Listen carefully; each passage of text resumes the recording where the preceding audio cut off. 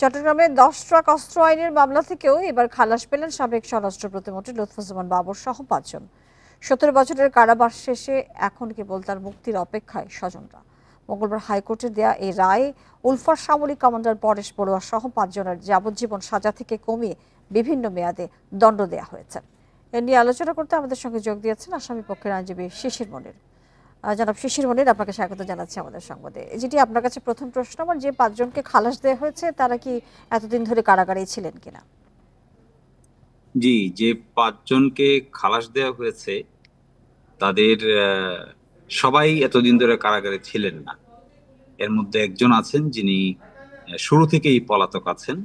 তারপরেও তার বিরুদ্ধে যেহেতু কোনো সুনির্দিষ্ট তথ্য প্রমাণ নাই, সেই জন্য তাকেও খালাস দেওয়া হয়েছে। লুৎফুজ্জামান বাবর দীর্ঘদিন থেকে কারাগারে আছেন, আপনারা জানেন, এবং তিনি সবচাইতে বেশি সময় ধরে কারাগারে এবং মৃত্যুর সেলে আছেন। আর তার বিরুদ্ধে আর কোনো মামলা না থাকায় আমরা এক্সপেক্ট করি যে আজকের এই রায়ের আদেশটি নিম্ন আদালতে গেলে, জেল কর্তৃপক্ষের কাছে গেলে তিনি দ্রুতই মুক্তি পাবেন। জি, মুক্তি পাবেন যেটি বলছেন সেই পুরো প্রক্রিয়াটা যদি একটু বলতেন, কারণ আজকে থেকে আসলে গুঞ্জন শুরু হয়েছে কখন মুক্তি পাবেন সেই বিষয়টি বারবার সামনে আসছে। প্রক্রিয়াটি আসলে কি হবে? যে প্রক্রিয়াটি হবে, যে হাইকোর্টের যে রায়টি হয়েছে তার একটি অ্যাডভান্স অর্ডার আগামীকালকে মাননীয় বিচারকগণ স্বাক্ষর করবেন। এই মাননীয় বিচারকগণ স্বাক্ষর করার পরে এই আদেশের কপি যাবে চট্টগ্রামে সেই আদালতে যে আদালতে বিচার হয়েছিল। সেই আদালতে বেইল বন্ড দেয়া হবে। বেইল বন্ড দেওয়ার পরে এটি যাবে সংশ্লিষ্ট জেল কর্তৃপক্ষের কাছে। এই জেল কর্তৃপক্ষের কাছে যাওয়ার পরেই মুক্তি মিলবে। এই প্রক্রিয়াটুকু যেন দ্রুত করা যায়। আগামীকালকে সকালবেলা মাননীয় কোর্ট বলেছেন যে আগামীকালকে সকালবেলা আদেশটি স্বাক্ষর করে দিবেন। আশা করি আগামীকালকে তিনি মুক্তি পেতে পারেন। যদি এই সময়ের ভিতরে প্রক্রিয়া শেষ না হয়, হয়তো তার পরের দিন লাগতে পারে। জি, আমরা আরেকটি বিষয় দেখেছি যে 5 জনকে বিভিন্ন মেয়াদে সাজা দেওয়া হয়েছে, তারা কি আটক আছেন এখন? জি, যাদেরকে সাজা দেওয়া হয়েছে 5 জনকে, তার মধ্যে পরেশ বড়ুয়া যিনি, যাকে যাবজ্জীবন সাজা থেকে কমিয়ে 14 বছরের সাজা দেওয়া হয়েছে, তিনি পলাতক আছেন। আর বাকি যে 4 জন আছে বিভিন্ন মেয়াদে সাজা দেওয়া হয়েছে, বিশেষ করে 10 বছর সাজা দেওয়া হয়েছে যে 4 জনকে, তারা সকলেই এখন কারাগারে আছেন।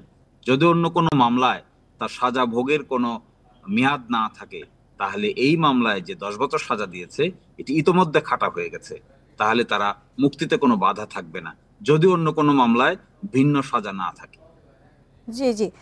এই যে কি কারণেই তাদের আসলে সাজা দেওয়া হয়েছিল আর কি কারণেই তারা আসলে খালাস পেলেন, দুটির কারণ আসলে কি বিষয়গুলো একটু জানতে চাচ্ছিলাম আপনার কাছ থেকে।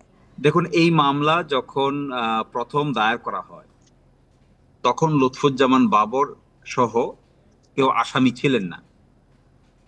কিন্তু যখন এই মামলার 31 জন সাক্ষী হয়ে যাওয়ার পরে সরকারের পরিবর্তন হয়, পরিবর্তন হয়ে মামলাটি পুনরায় অধিকতর তদন্ত করা হয়। ওই অধিকতর তদন্তের সময় লুৎফুজ্জামান বাবর সহ মাওলানা মতিউর রহমান নিজামী, রাজ্জাকুল হায়দার, তাদেরকে আসামি করা হয়।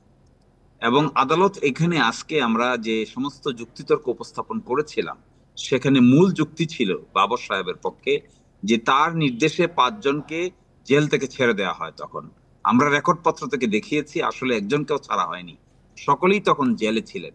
সুতরাং তার বিরুদ্ধে এই যে অভিযোগটি, এটি মিথ্যা। আর দ্বিতীয় বলেছেন তিনি তদন্তকে প্রভাবিত করেছিলেন। তদন্তকে প্রভাবিত করার কোনো সাক্ষী আদালতে উপস্থাপন করা যায়নি। বরংশ তদন্তকারী, তখনকার যারা তদন্তকারী ছিলেন, তারা বলছেন যে তারা স্বাধীন তদন্ত করে রিপোর্ট সাবমিট করেছেন। তাহলে এই যে রাজনৈতিকভাবে মানুষকে হেয় প্রতিপন্ন করা, একই সাথে বাবর সাহেব বলেছেন যে তাকে 74 দিন রিমান্ডে রাখা হয়েছিল।